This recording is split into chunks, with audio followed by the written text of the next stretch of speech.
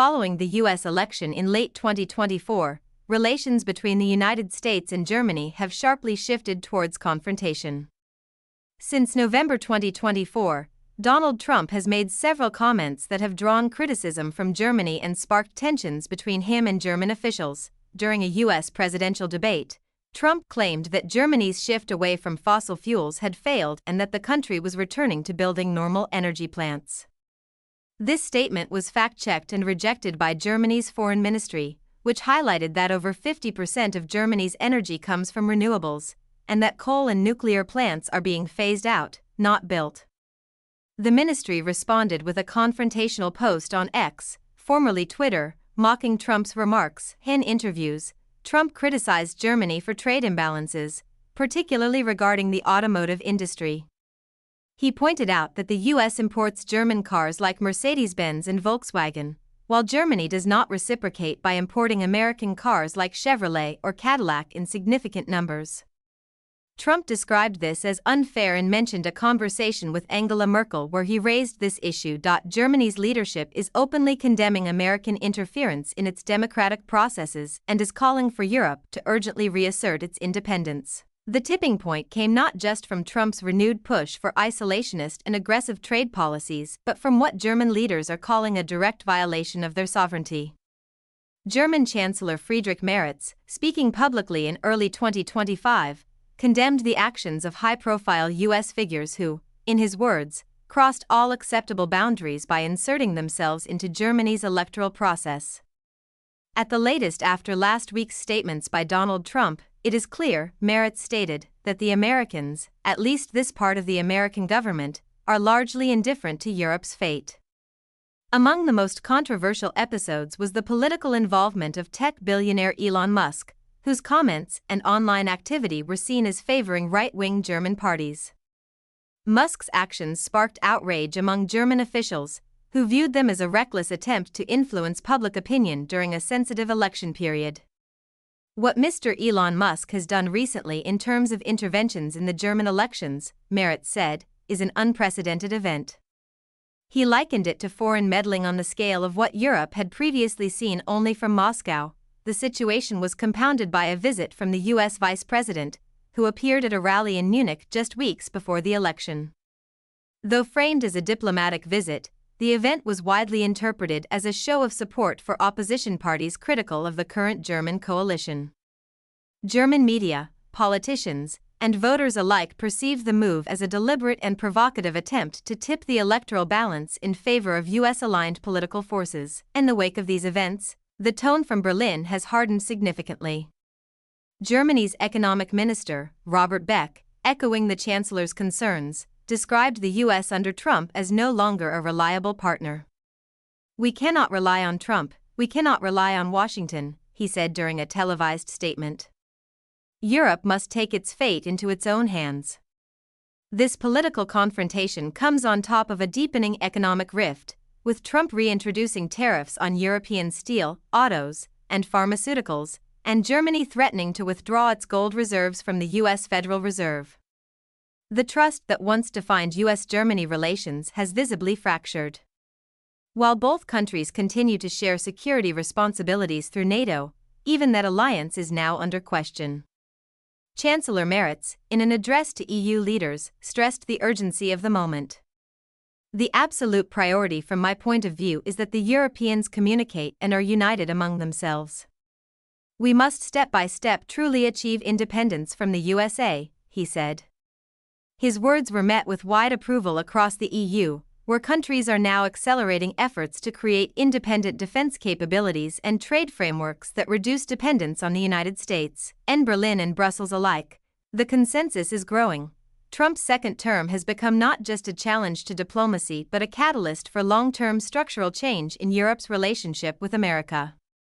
While Germany is not severing ties, it is making clear that it will no longer tolerate interference, economic, political, or otherwise. In doing so, it signals a new chapter in transatlantic relations, one marked less by partnership and more by wary distance and strategic autonomy. Now the confrontation reached another level in a pointed and composed statement. German Economic Minister Robert Habeck issued a powerful rebuke of U.S. President Donald Trump's tariff policies, dismissing them as economically unsound and internationally damaging. Speaking during a recent council session, Habeck cautioned against falling into what he called the trap that the Americans have set up in their argumentation, making it clear that the foundation of Trump's trade rhetoric is, in his view, built on a false narrative. Habeck directly challenged the American justification for tariffs, which hinges on trade deficits and the belief that globalization has hurt the United States. Globalization benefits everyone, he said. So just deriving that we have a trade deficit, for example, the United States to Germany or to Europe, and therefore we are losers of globalization, is wrong. He pointed out that the American economy has grown significantly more than Germany's over the past 2 decades, undermining Trump's claim that the U.S. has been losing in global trade.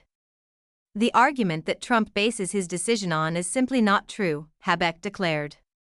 We should not even engage with this argument. He criticized the Trump administration's approach as being based not on economic reciprocity but on unilateral protectionism. The talk of reciprocal tariffs is simply wrong, he said. They are preventive measures. They are isolationist measures that he has taken, causing significant harm to the USA and the global economy already. Habeck warned that the consequences are already visible in the stock markets and that the damage could become much worse if the situation escalates further. The core of Habeck's message was a call for strategic and unified European action. That's why it is important now in this council to act prudently but also clearly and decisively, he said, outlining the need for measured yet firm responses. To act clearly, decisively, and prudently means realizing that we are in a strong position. America is in a position of weakness. Emphasizing European solidarity, Habeck warned against nations attempting to strike individual deals with Washington. The very first thing is that Europe does not let itself be divided, he said. Countries that have tried to perhaps be exempted from tariffs through flattery in the past were not spared. His message was clear: unity is not just a political principle but a strategic necessity. Strength comes from unity. This strength must be multiplied by Europe acting as a unified entity with other countries and turning that into trade policy. To that end, Habeck urged the EU to broaden its global economic alliances. He cited trade negotiations with South Korea, Japan, India, and Indonesia as vital to Europe's economic resilience and endorsed the idea of joining the Pacific Free Trade Agreement. Europe itself is well prepared to avoid a tariff escalation, he stated, but reiterated that the goal is not confrontation.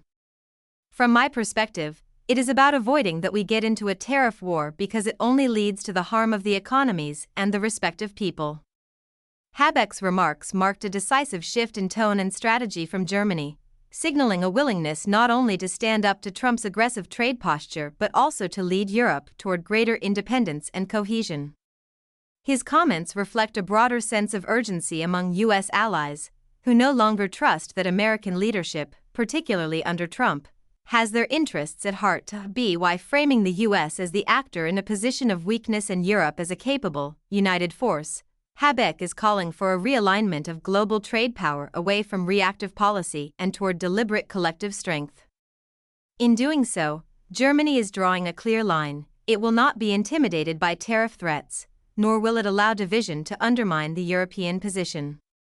As the Trump administration continues to alienate allies through isolationist and retaliatory economic tactics, Germany is positioning itself and the EU as defenders of a more cooperative and balanced global order. The trade relationship between the United States and Germany has long stood as one of the pillars of transatlantic economic cooperation. As two of the world's largest economies, their commercial ties have supported millions of jobs, fueled industrial growth, and reinforced broader diplomatic and security partnerships. However, recent years have witnessed mounting tension, particularly under the Trump administration, which has challenged the foundations of this relationship through tariffs, aggressive rhetoric, and shifting economic priorities. Germany is the United States' largest trading partner in the European Union after the Netherlands and one of its top 5 globally. In 2023, bilateral trade in goods exceeded $250 billion, with Germany exporting over $150 billion worth of goods to the U.S., including automobiles, industrial machinery, medical instruments, and pharmaceuticals. In return, the United States exported roughly $100 billion in goods to Germany. Primarily, aircraft chemical products and agricultural commodities, the relationship is also deeply embedded in services and investment flows, with U.S. companies operating in Germany employing hundreds of thousands of workers and German firms like BMW, Siemens, and SAP maintaining significant operations in the United States. Despite the robust figures, tensions escalated significantly during Donald Trump's presidency, particularly around trade deficits and tariffs. Trump repeatedly cited the U.S. trade deficit with Germany, roughly $50 billion annually, as evidence of unfair trade practices, accusing Germany of exploiting the U.S. market while benefiting from NATO security guarantees.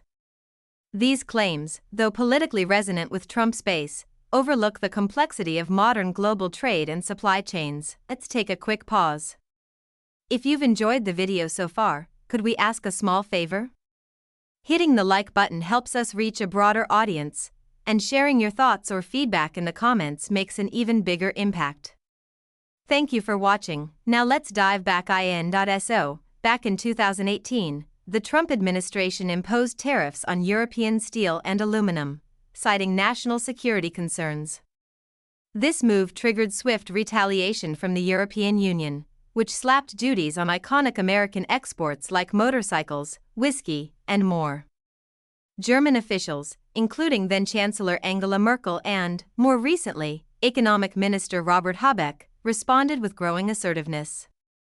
Habeck, in particular, criticized the Trump administration's trade logic, calling it deeply flawed and honestly damaging to both economies.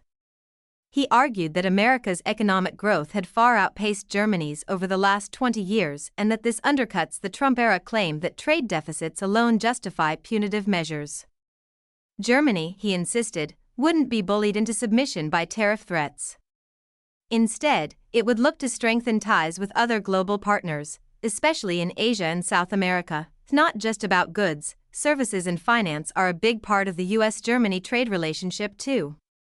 American tech giants, financial firms, and consultants earn a lot from the German market. Meanwhile, Germany's engineering, logistics, and automotive expertise continue to play a key role in shaping American infrastructure and manufacturing. The level of mutual investment really shows how interdependent these two economies are. As of 2023, German foreign direct investment in the U.S. topped $500 billion. At the same time, American investment in Germany went over $400 billion. That's a pretty strong foundation built on trust and long-term business cooperation. But, yeah, trust has definitely taken a hit lately. Germany's recent move to consider withdrawing over 1,200 tons of gold from the U.S. Federal Reserve, worth more than $120 billion, was seen by many as a symbolic gesture. It reflected growing concerns about America's political instability and financial unpredictability. This all comes at a moment when other U.S. allies are also rethinking their economic exposure to Washington. There's a real fear of a return to Trump-style isolationism under President Biden. And things seem to stabilize for a while. His administration showed renewed commitment to multilateralism, trade diplomacy, and working together globally on big issues like climate change and tech regulation.